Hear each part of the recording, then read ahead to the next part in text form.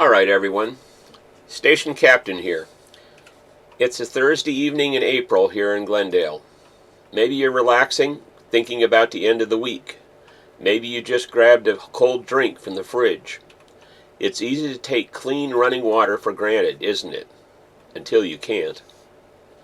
I want to share a stark reminder, a true story from the field, about why underestimating your need for water in an emergency is one of the most dangerous mistakes you can make, especially here.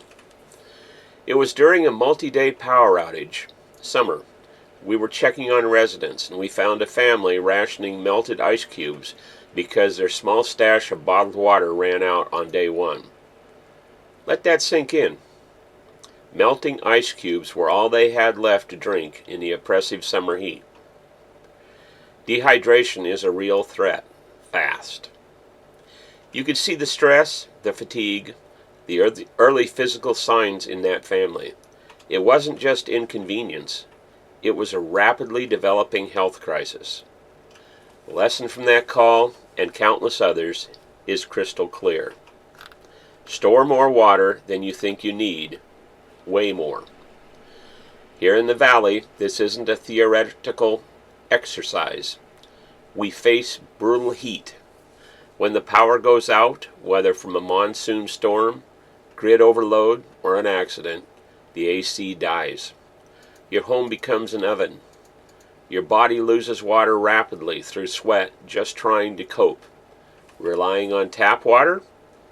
It might work, but a major event could cause water main breaks or lead to boil water advisories if system pressure drops.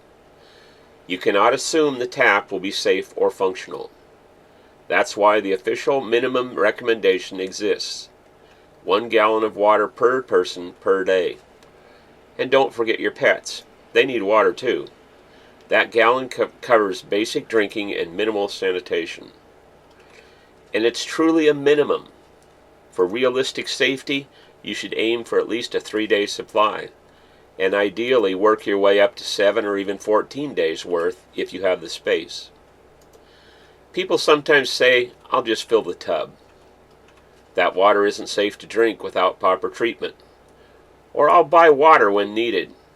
Stores sell out of bottled water within hours when an emergency looms or hits. Look at any hurricane forecast down south. Water is the first thing gone. Relying on last-minute purchase is not a plan. It's a wishful thinking. Let's take an honest look at your own situation tonight. If the power went out right now and stayed out for 3 days, and maybe the tap wasn't safe, is your stash adequate right now? Do you have that gallon per person per day? While our immediate water worry here often relates to dehydration during heat and power outages, the fundamental need for stored, safe water is a critical issue across the entire country whenever disaster strikes. The reason why tap water fails might differ, but the dangerous result is the same. Consider the Gulf and Atlantic coasts during hurricanes. Storm surge pushes salt water miles inland, contaminating wells and overwhelming freshwater sources. Torrential rains flood everything, washing sewage, chemicals, and bacteria into the water systems. Treatment plants get damaged or lose power. Boil water advisories affecting millions are practically guaranteed and can last for weeks. The threat isn't just lack of water. It's the danger of widespread waterborne illnesses from contaminated sources. Stored water is essential. Think about major river flooding in the Midwest or other large river valleys. As rivers overflow, they inundate vast areas, picking up farm runoff, pesticides and manure, industrial waste, and sewage. Municipal water intakes and treatment plants are overwhelmed or bypassed. Wells are contaminated. Even though there's water everywhere, almost none of it is safe to drink without extensive treatment. Stored water is vital. On the West Coast, the threat is earthquakes. A significant quake doesn't just shake buildings. It pulverizes underground infrastructure. Water mains and sewer lines, often running parallel, shatter. This leads to immediate loss of water pressure and a high risk of cross-contamination.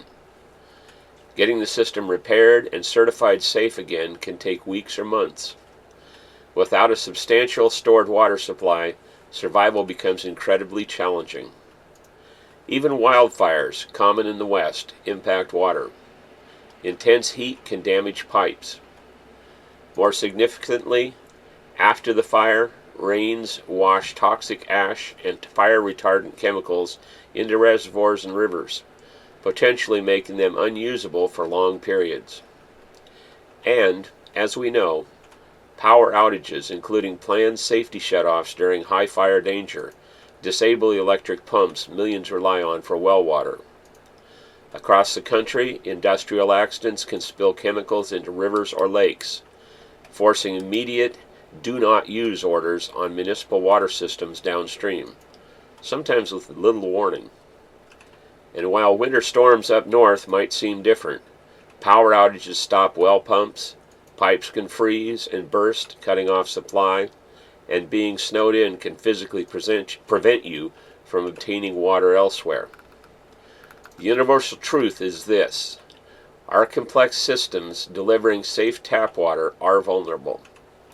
Contamination, infrastructure damage, power loss, access issues, all can cut your supply unexpectedly. You need stored water for drinking to prevent dehydration. You need it for basic hygiene to prevent disease. Crucial when sanitation systems might be compromised. You need it for pets, for mixing formula, potentially for cooking or medical needs. Storing it isn't hard. Buy commercially bottled water, it's easiest. Or use clean, food-grade containers. Sanitize them properly and fill them from your tap. Store in a cool, dark place and rotate your stock every 6 months to a year. So as you head towards the end of your Thursday here in Glendale, think back to that family rationing ice cubes. Don't let that be you. Don't estimate your body's need for water, especially when it's hot and the power's out. 1 gallon per person per day. Start building that supply. Check what you have tonight or tomorrow. Add it to your grocery list. Put a reminder on your phone. Having enough clean water is the bedrock of safety and peace of mind in any emergency. Don't gamble with it. Stay hydrated, stay prepared, and always stay safe out there.